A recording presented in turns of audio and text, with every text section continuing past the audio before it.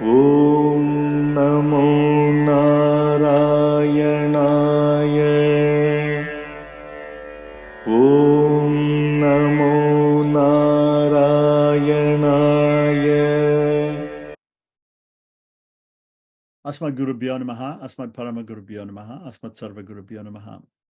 So, continuing with Vedartha Sangraha Ramanuja by Rajagopal Iyengar, and we're resuming our discussion or our arguments against Advaita, the Advaita of Shankara. We've been discussing the Advaita of Shankara and the Beta, the different types of Beta by Bhaskara and Yadava Prakash, and Ramanuja's objections to those doctrines. So, again, he who maintains the existence of an object without attributes. Remember, we talked about this, that the Advaitins speak about objects that have no attributes whatsoever. And they say Brahman has no, and they call that nirguna, without qualities. Whereas Ramanuja says it's an impossibility to have something without any qualities whatsoever. So again, he who maintains the existence of an object without attributes, Brahman, and says that all illusory appearances which conceal the self-luminous object, Brahman, are rejected as false by all the texts of the Veda, should state that these texts that reject them, should state what texts, what are the texts that reject them, right? So once again, okay, so what do the Advaitins say? They say, number one, that there is an object called Brahman, which is everything, and has absolutely no attributes. It just has this bare existence. And says, and then they also say that all illusory appearances, like the world, like God, the world, and the souls, Chit, Achit, and Ishvara, right? All these appearances which conceal this self-luminous object, Brahman, are rejected as false, right? That the world is false, that Brahman is real, right, Brahma Satyam Jagat Mithya. Brahman is the only real thing, and the rest of everything else is false or illusory, right? So Brahman is concealed by something, by ignorance or by illusion. If they say that there are texts in the Vedas which state this, then they should give us those texts. What are those texts? So they might quote the Shruti, okay? And so this Shruti is coming from Chandogya Upanishad 6.1.4. And here it is: modification and name, like pot or dish, are only for the purpose of speech. The mud or clay alone is real. Okay, so this is a quote from Chandogya Upanishad 6.1.4. It's saying basically that the clay or the material which the pot and the dish are made out of, right? The pot and the dish being different emanations of the clay made by the potter, right? We really only use these words, pot and dish, as parts of speech. Otherwise, the substance is really only mud, is only clay. And say that such modification, the modification being the potter taking the clay and modifying it into the shape of a pot or a dish, right? The modification and the name, the potter then giving the name of the thing that he made out of the clay as either pot or dish, right? Right? And the modification and the name are only in speech. The mere substance that is seen there as the material cause, the thing which the plate and the dish and the pot are made of, is the clay, the material cause of the pot and the dish. So that alone is true or real. That alone is true or real, and the rest are untrue or unreal. Okay, so that's what they say. If it is said that this is what the Vedic text says, right? In other words, if this is the interpretation that the Advaitin gives to this text in Chandogya Upanishad, it cannot be considered as convincing. So we're not convinced that this is the real understanding or interpretation of the text.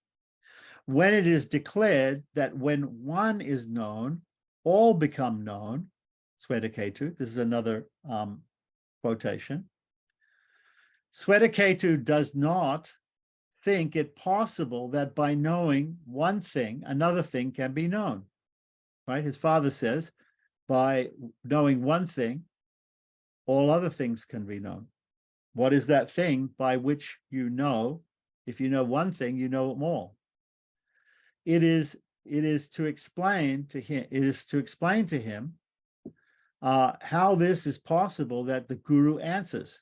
His father says, right, if the same substance exists in varied but real and true states, owing to specific modifications and the like, when one thing is known, though it has acquired configurations different from it, it remains the same substance and may therefore be stated to be known as well, right? So when we see a pot, when we see a dish, right, we know, if we know clay, then we also know the pot and the dish, because the pot and the dish are made of clay. It is to explain this that the example of the clay, right, is employed. In this passage, there is no word at all denying any attribute, right? This analogy given by Swetaketu's father to explain to him how you can know one thing and then know all other things is with the clay and the pot and the dish, right? But actually in that passage, there is no denying of any attribute. Attributes are not denied. So here we have this word, vacharambanam. Vacha, by speech, or for the purpose, arabhyate, becoming arambanam. So vacharambanam means for the purpose of, or by speech, right? For the purpose of speech, for the purpose of saying, right? For the purpose of, for the purpose of pointing out that we say this is a pot and this is a dish. So we give them different names because there's a different appearance, but they're all mud, they're all clay. So the mud or clay, which exists in the form of a lump, has a certain name and a certain usefulness. The same mud or clay, when it exists in the state of a pot or a dish and the like, and other things that you can make out of clay, has different names and different uses, right? A pot can be used to carry water or liquids. A dish is used to carry solids. So whatever, these have different uses. In spite of this, the substance clay or mud is the same in all. By different configurations and different names, clay or mud is touched for different purposes or uses. Therefore, this alone is the true meaning. This is the true meaning. By this illustration, the possibility of knowing one thing by knowing another is brought out. No attribute or particularity of any kind has been rejected or denied here. This has already been explained at length. So here's the point. The point that he's trying to make is the Advaitins say that they assume that there's this Brahman which has no qualities. But that's an assumption. Is there any Vedic text that actually says that? So then if they give Chandogya Upanishad 6.1.4 as a Vedic text which proves that, it doesn't actually prove that. Because nowhere in that text does it say that Brahman has no attributes. It's their assumption. They have taken it as an axiomatic truth, as a standard truth that Brahman has no qualities. But that is not stated in their text. So is there any other text? Is there any text? Besides, if by passages like, by hearing of which, what is unheard of what is unheard of becomes heard. It is declared that everything except Brahman is illusory. Then the illustrative example, like, quote, just as my dear by one lump of mud or clay, etc., will be of no use, because the illusoriness of modifications, pot, dish, and the like, is not like the illusion of the serpent in the rope. It's not like the serpent in the rope, because the serpent in the rope is really, there is no serpent there. Whereas the dish and the pot are real. They're real transformations of the clay. Whereas the serpent is not a real transformation of the rope. The rope didn't turn into an actual snake, right? That's the point. The snake is actually a miscomprehension, a misunderstanding of what it actually is. It's not that the rope turned into a snake and we saw that it was a snake and then it turned back into a rope. No. Okay, so previously, not like the illusion of the serpent in the rope, previously known to Swetaketu, the disciple, either by reason or by any other valid source of knowledge. So what are the valid sources of knowledge? Remember, we have Pratyakša, Anumana, and Shabda. We have sense perception, we have inference, and we have verbal testimony or authoritative testimony, right? Which is usually from the Shruti or the scriptures. So if it is said by the Advaitins that even the illusoriness of the pot, dish, and the like is sought to be proved, thereby the introduction of them as examples by the use of the word just as would be improper, for it would be proper only on the assumption that Swetaketu was already aware of it.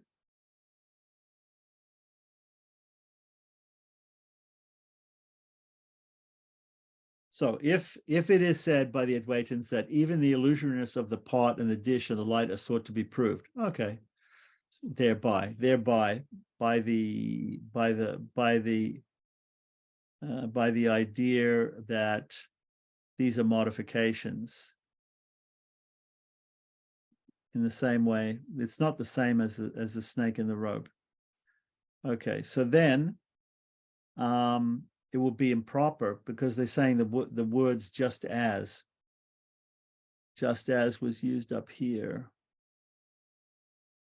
Just as my dear by one lump of mud or clay, okay, would be improper because it would be proper only on the assumption that Swetaketu was already aware of it, okay? So he had to have some previous understanding of dish and pot and how they had come from clay. If it is said by the Advaitin in the passage, this, my dear, was at first only as Sat, only one, without a second. Only Sat and only one are two onlys. By these two onlys, the phrase without a second, which denies all attributes or particularities, are of the same kind or other kinds, all except mere Sat is denied, it would not be true. Okay, so if it is said by the Advaitin in the passage, this, my dear, was at first only as Sat, only one, without a second. Only Sat and only one have two onlys. By these two onlys, the phrase without a second, which denies all attributes or particularities of the same or other kinds, all except mere Sat is denied, it would not be true. Having shown that when a single object exists in two states, as cause and effect, the knowledge of the object existing in one state leads to the knowledge of the object existing in the other state. Since the object is the same, the teacher begins with the words, this, my dear, existed at first only as Sat, to teach Swetaketu that he did not know before, that is, that Brahman is the material cause of all. This was at first only as Sat. At first refers to a particular time. The world referred to as this is stated to have undergone the process of being merged in Sat, and is also stated to be of the substance of Sat. Only one shows the abandonment by the world of its various forms, right, at the Pralaya. When this is explained, that the world has Sat as its material cause becomes explained. Note, in this passage, according to Ramanuja, the word Sat refers to Brahman, with Chit and Achit, the sentient and non-sentient, in the subtle state of its body, right? This is at the time of Pralaya, in between creations. So they have no names and forms by which they could be distinguished. So the Shruti says, Sat alone existed before Shristi or creation. Brahman itself does not undergo any change or modification in the process of creation. It is only this body of the subtle state, consisting of Chit and Achit, that changes into the manifold world of matter and the hosts of jivas, or individual souls. Elsewhere in the world, the material cause is seen to be associated with the instrumental cause, right? So the material cause is called the Upadana Karana, and the instrumental cause is the Nimitta Karana, which is different from itself. So elsewhere in the world, the material cause, Upadana Karana, is seen to be associated with the instrumental cause, Nimitta Karana, which is different from itself. But since the omniscient, all-knowing Brahman is different from all others, his possession of all kinds of power is not inconceivable. So the phrase without a second denies the existence of any other instrumental cause or agent. It is only because Brahman is omnipotent or all-powerful that some Vedic passages first declare him to be the material cause and then state that he is also the instrumental cause or agent, as this Shruti does. Other Vedic passages have first admitted Brahman's being the instrumental cause. Ask how he at the same time be the material cause, and the like. They answer the question by saying that owing to his possession of all forms of power, Brahman can be the material cause and also other accessory aids required for the production of the effect. Consider this text. O sages, with what trees did he build up the sky and the earth? Where was the forest from which the trees were brought? Does it not support the world and remain as its controller? Is it this question that you ask? Brahman is the forest. Brahman is the tree, the timber, for the construction of the sky and the earth. I tell you in reply that he supports the world and controls it. That's a pretty long passage. Here, having raised a possible objection for what is commonly seen, the objection is removed on the ground of Brahman's being different from all else. So also in the passage, this, my dear, existed only as Sat. Many attributes and particular features, visheshas, like at first, are indicated. There is not a single word expressive of denial of attributes which the Advaitins favor. On the other hand, to explain the causal relation between Brahman and the world, the Shrutis indicate thousands of attributes or particular features unknown before, like the existence of a particular time, as in the words at first, a specific kind of action, as in the word was, Brahman's being both the material cause and the instrumental cause, and also by the answer to the objection that the instrumental cause is usually different from the material cause, Brahman's possession of omnipotence.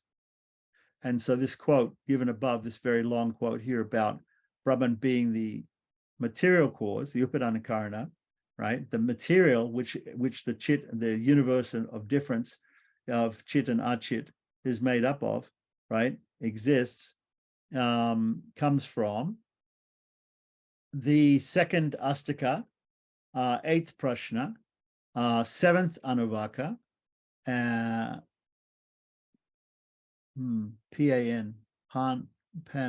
I'm not sure what pan means here. Pan 8, 9, not sure. Not sure, we'd have to find out what that means. Okay, so continuing on. It is because this passage aims at explaining the truth or reality of the causal relationship existing between Brahman and the world, that the view that the effect arises without a cause, asatkaryavada, is refuted in the passage beginning with, this at first was non-existent, right? So the point being made here is that the Advaitins have this idea called asat karyavad. Karya means to make. Vada means a doctrine or what is spoken about, right? So asat karya is what we're talking about here. Karya means to do. Asat means without, something without a cause. That the world of Brahman, of chit and achit and everything like that, arises without a cause, right? So actually there is a cause, according to the Advaitins. They say the cause is the imposition or superimposition or adhyasa of avidya, ignorance, or maya, illusion, onto Brahman. But they can't actually give that, they can't give any reality to that. They don't say that that is real. Brahman is avidya and maya is not real. So therefore it means that there is no cause. There is no cause for the illusion somehow. Right? So that's called asat karyavad. So this asat karyavad here is refuted in the passage beginning with, this at first was non-existent, right? So if at first the world of chit and achit, of sentient and non-sentient beings, was non-existent, then that means that there actually was a time in the beginning, at first, when it did not exist, right? And therefore there was a real transformation, right? The question follows, how could this be so, my dear? The meaning is, the origin of a thing from that which did not exist before is impossible, as there would be no basis or substrate. So how can something come into existence from nothing? The same is explained again in, how could a thing that really exists arise from something that has no real existence? What arises from a thing that does not really exist must also be unreal. In the same way as a thing which is made of mud has the qualities of mud. So things like what we talked about, the things like the clay pot and the clay dish, which are made out of the clay, right? Therefore, if we say that the thing came about, the Advaitins say that this world is unreal, right? Brahma Satyam Jagat Mithya. So this world is unreal. So if it's unreal, then its cause also must be unreal. In the same way as the pot is made of clay, the dish is made of clay, and therefore its cause is clay, right? That's what he's saying. So this is the meaning. The words origin from sat means the association of sat with a special state or condition which renders it fit for specific purposes, vyavahara.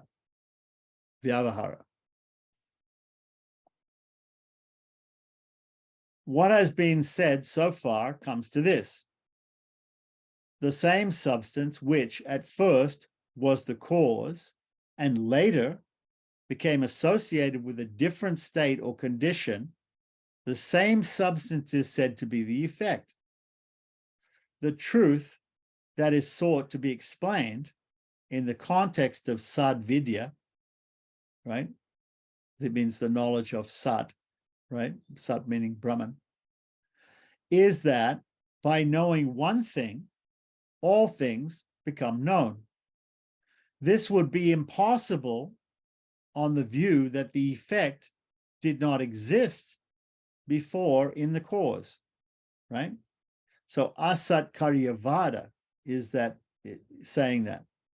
So this would be impossible. So asat karyavada is therefore denied for the following reason. Okay, so we're going to go into another reason like this. The quotes that we had on this page is we had the first quote was, this at first was non-existent, and that came from Chandogya Upanishad 6.2.1. And we have, how could this be so, my dear, which comes from the very next verse in Chandogya Upanishad 6.2.2. So, okay, so that would be impossible on the view that the effect did not exist before in the cause, asat karyavad, and for the following reason. The asat karyavadins, okay, the Vaisheshikas, okay, so he's saying here, there's another school, one of the 6 schools of Indian thought is called Vaisheshika. So these people are called asat karyavadins. They don't believe in okay, so the asat karyavadins, the Vaisheshikas state that there are three kinds of causes.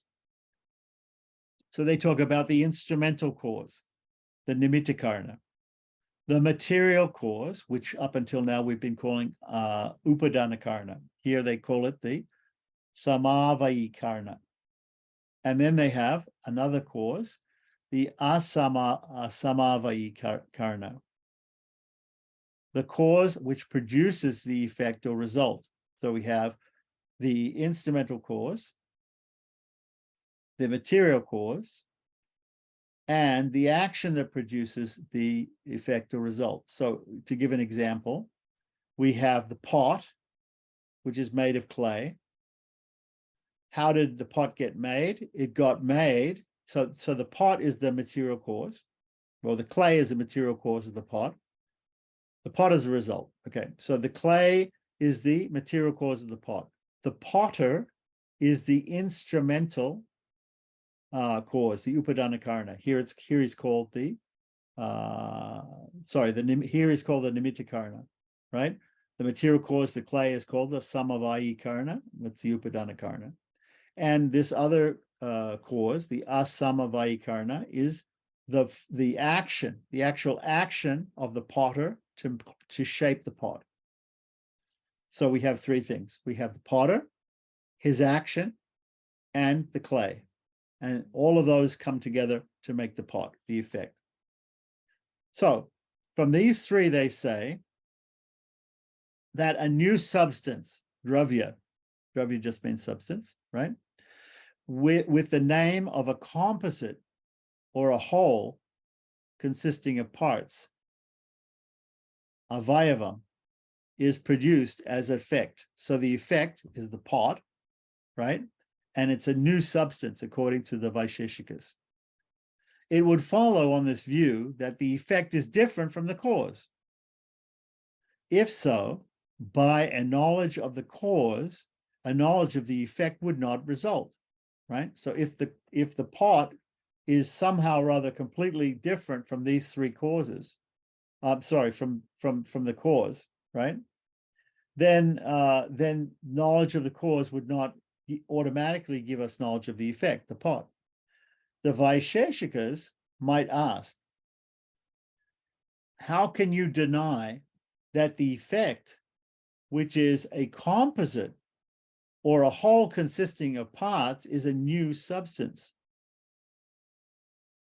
They say the pot is a new thing, right? You look at the clay and look at the pot. The pot's a new thing. It's a different thing.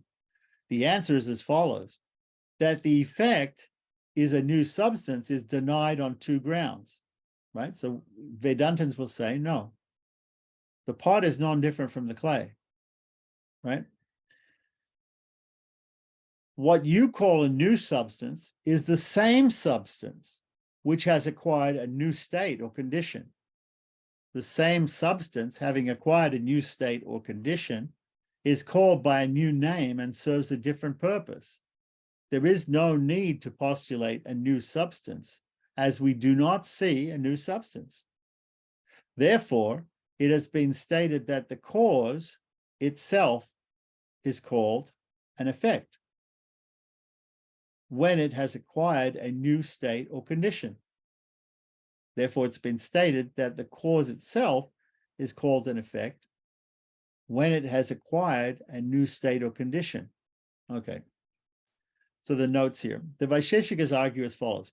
When a pot has to be produced as an effect, three kinds of causes or antecedents means that which comes before, right, are necessary.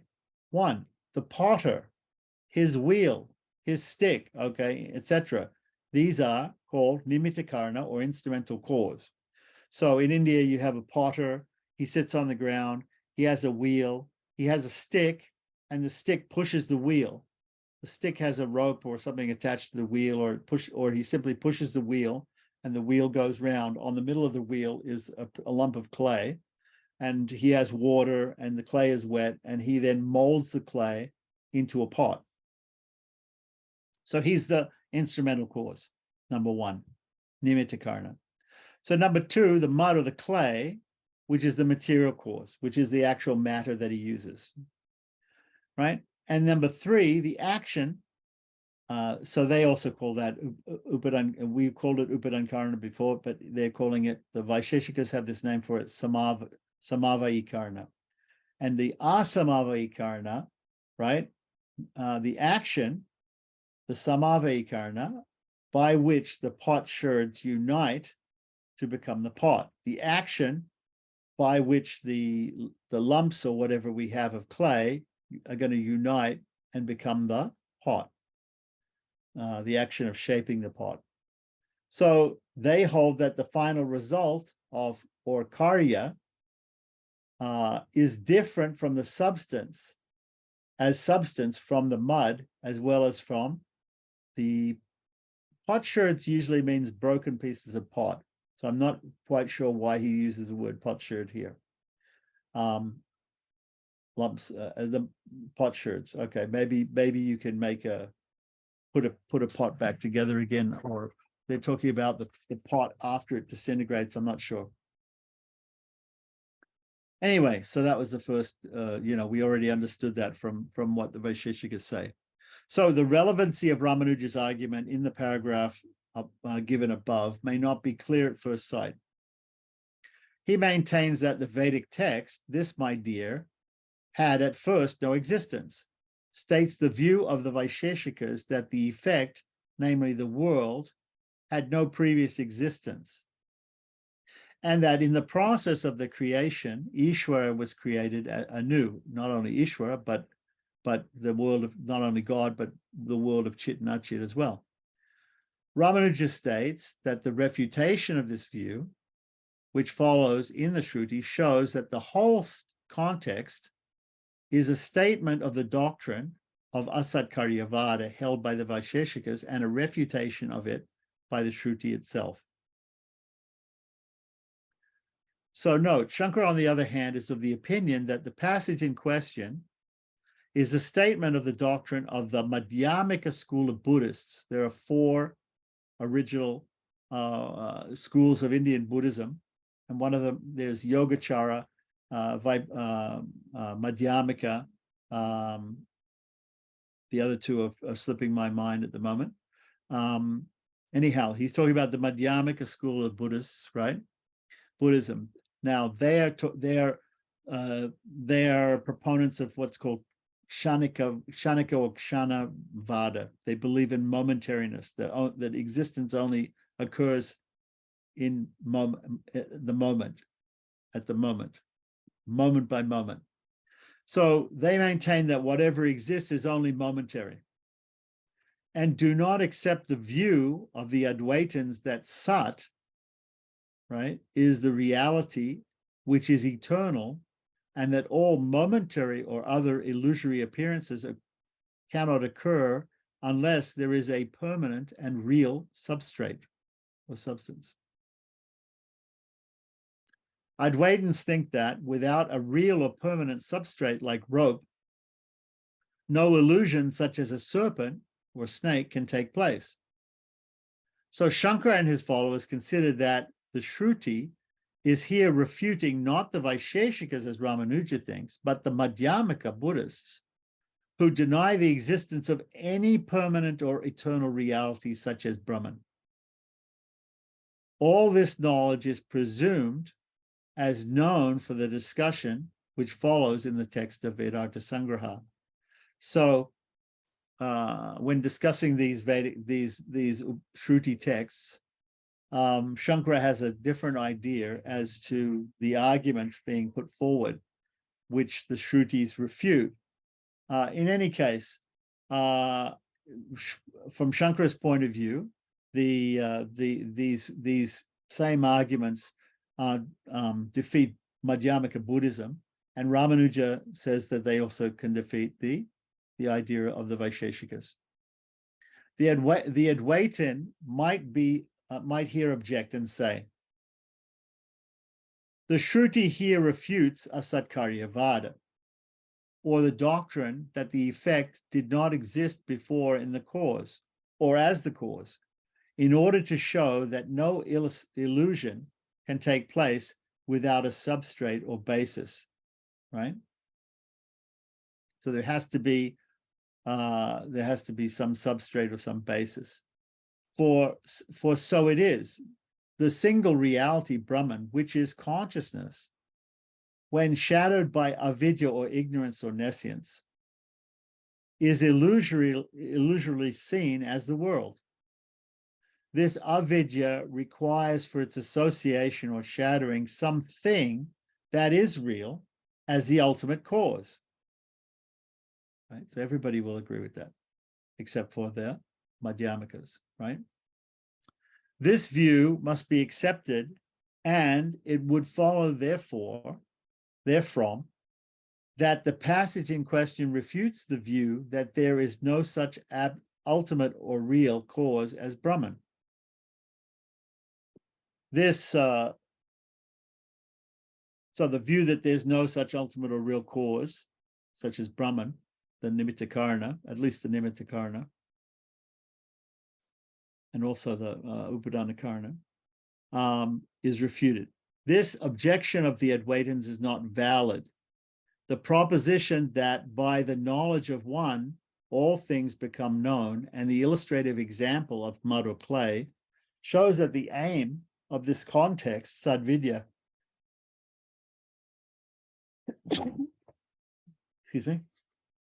sadvidya, is to prove satkaryavada, the truth of reality, right? That the effect existed before as the cause and does not arise as a new substance. Further, it is not possible, on the view of the Advaitins, to refute the Madhyamika doctrine of non-permanent substrate or basis is necessary for the occurrence of an illusion. Okay. So further, it's not possible on the view of the Advaitins to refute the Madhyamika doctrine that no permanent substrate or basis is necessary for the occurrence of an illusion. He who holds that the defect in a conscious being is real, and that this defect is associated with something that is also real, for him, illusory appearances like the city of the Gandharvas, the mirage, etc., are easy to explain. But he who considers that the defect in perception is unreal, right, as the Advaitins do, and that the mind which has this defect is also unreal, may well admit that even when the substance or basis is unreal, illusions might take place. Right? Therefore, in the Advaitic system, it is impossible to disprove the occurrence of the illusions without a real or permanent substrate. In the clarificatory passages also, like Brahman is true, the consciousness, the conscious, the infinite, and Brahman is bliss, Ananda, it has already been pointed out that only a Brahman with all manner of attributes is referred to, since the purport of grammatical apposition, samanadi karanya, is not opposed to the indication of a single object qualified by more attributes than one. The Advaitin might say, in the text, then comes the instruction, not so, neti neti. There is a repeated denial of the world. We ask, what is denied here must be stated. The Advaitin might reply, Brahman has two forms, tangible and intangible. The world of two kinds, that with a visible material form like earth and water, and that with an invisible, intangible form like air and ether, etc., is all denied here as existing. We answer, having explained what was previously not known as his form, that is, that the world is the form of Brahman, it would be improper for the Shruti immediately afterwards to deny it as existing. Better not to touch better not to touch mire at all. Mire means dirt or mud, right? Better not to touch dirt or mud at all than to wash it off after getting smeared with it, says the proverb. That was that was neti neti, Brihadaranyaka Upanishad 4.3.6. Taittiriya Brahmana was actually before that. Where is that? Ah, here we are. Brahman is Ananda, is bliss. Yeah, that comes from the Taittiriya Brahmana. Okay, so we have here now, better not to touch dirt or mire at all than to wash it off after getting smeared with it. So says the proverb. So what then, it might be asked, is the meaning of the negative sentence, right? The negative sentence is neti neti, right? Not this, not this. The author of the Brahma Sutras has himself stated the meaning in Brahma Sutra 3.2.21. The denial is only of the possibility of limiting Brahman's nature to the two forms stated before in the context. So not this, simply means, is simply meant to show us that Brahman is unlimited. It has unlimited qualities, not to limit it. Therefore, the Shruti, after this denial of limitation of two forms, proceeds again to state a number of Brahman's qualities. Immediately after the sentence neti neti, the Shruti says, his name is the true of the true, the individual souls are true, and he, Brahman, is the true, more true than they. Since in this way a number of attributes are declared of Brahman, it is only the limiting of Brahman to what has already been stated that is objected to, and not the attributes. This is the meaning of the sutra. The Advaitin might say, Neha nanasti kinchana. There is no such thing as plurality or the manifold here. And that's also a statement from Brihadaranyaka Upanishad 6.4.19. The first quotation up here is also from Brihadaranyaka Upanishad.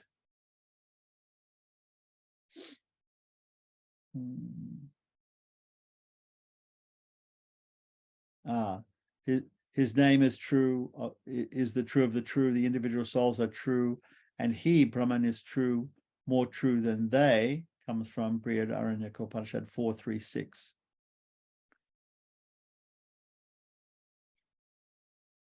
Anyway, so the Advaita may say, Neha nanasti kinchana. There's no such thing as plurality or the manifold here. In this and other Vedic sentences, the denial of plurality alone is seen.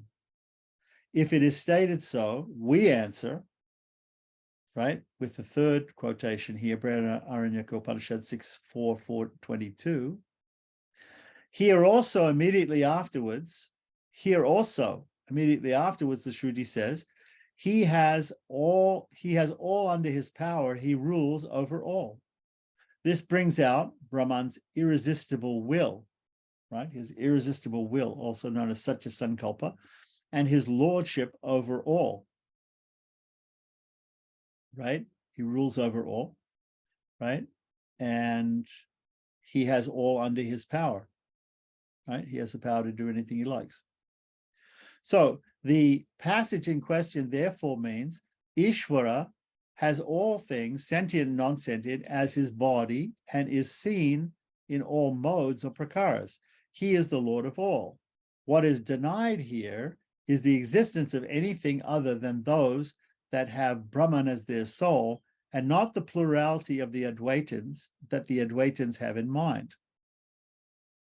Right?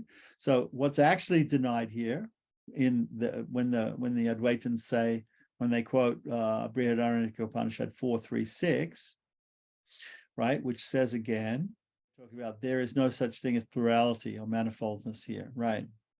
Okay. So Ishvara has all things sentient and non-sentient as his body and is seen in all modes or prakaras. He is the Lord of all.